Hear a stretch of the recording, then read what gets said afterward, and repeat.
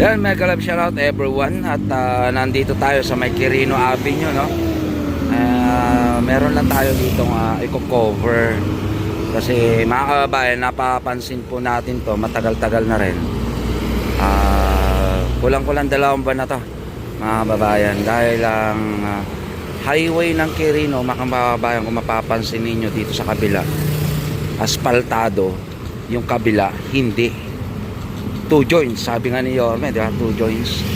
So dapat 2 lane, dapat ay parehas na aspaltado. Pero dito mga kababayan, matagal-tagal na panahon, napapagtanto natin bakit yung kabila ay aspaltado, yung isa ay hindi tinapos.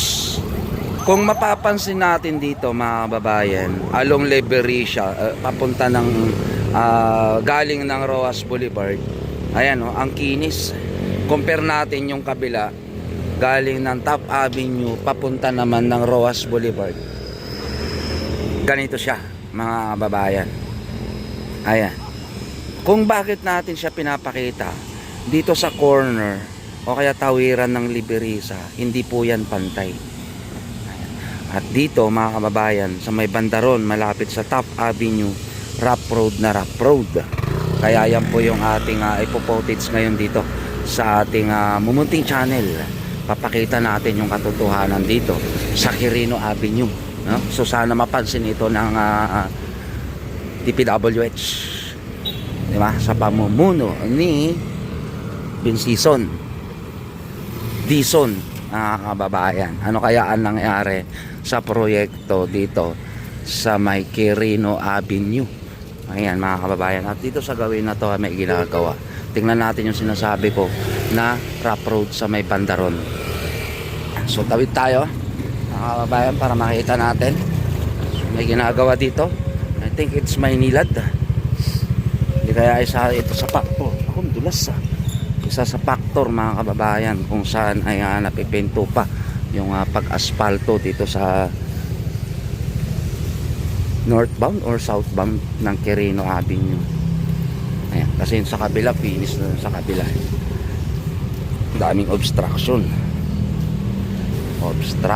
mga kababayan.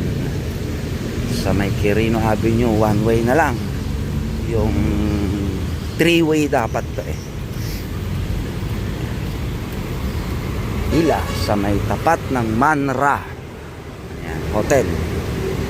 Ito ang scenario sa may Top Avenue. Okay, so may pinasok sila dyan ng mga tubo.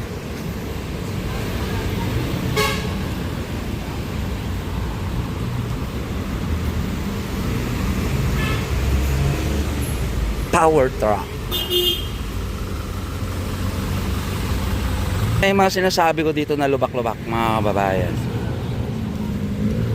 sa Quirino Avenue.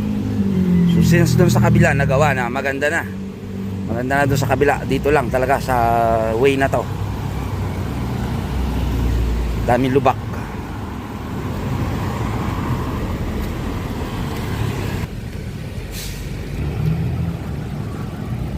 So habang approaching tayo ng Top Avenue mga kababayan sa Quirino, ayan, mapapansin natin dito, no?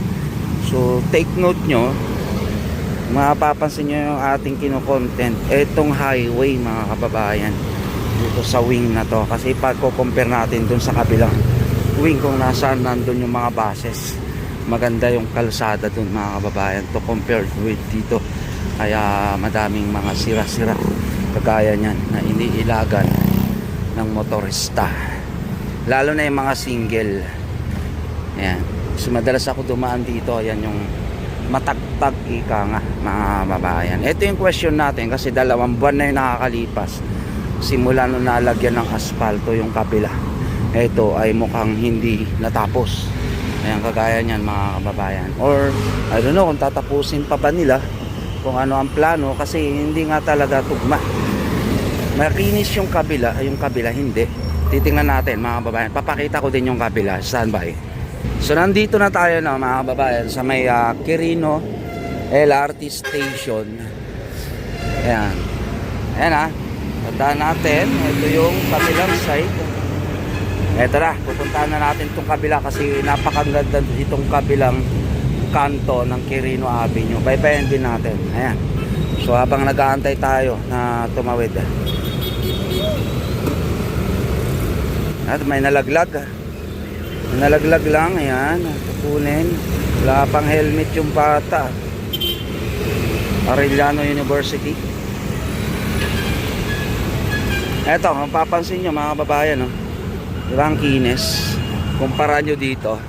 So ano nangyari? Alin yung point natin, bakit yung kabilang wing ng o kaya one side ng Quirino Avenue ay makinis, na aspaltuhan, mataas nga actually, oh, hanggang gutter na siya, oh. Sa kabila wala, di ba? Mataas yung nilagay nila dyan.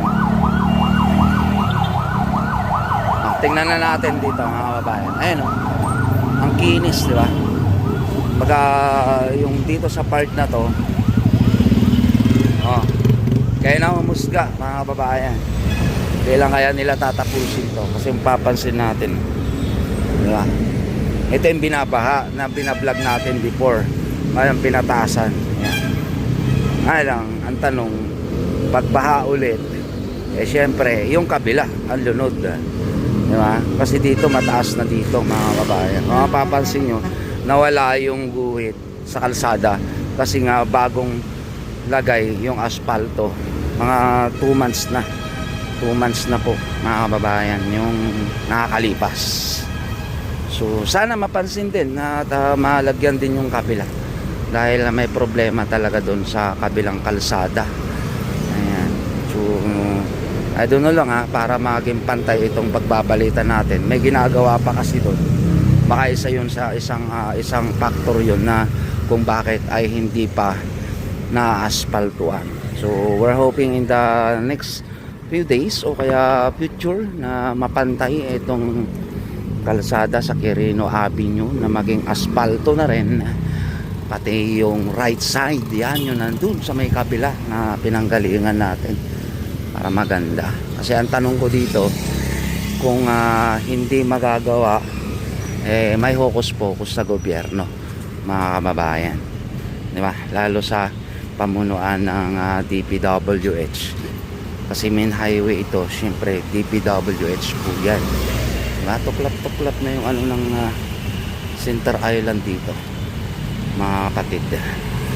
Nandito rin yung DPS. Oh, may natulog doon sa gitna ng Center Island.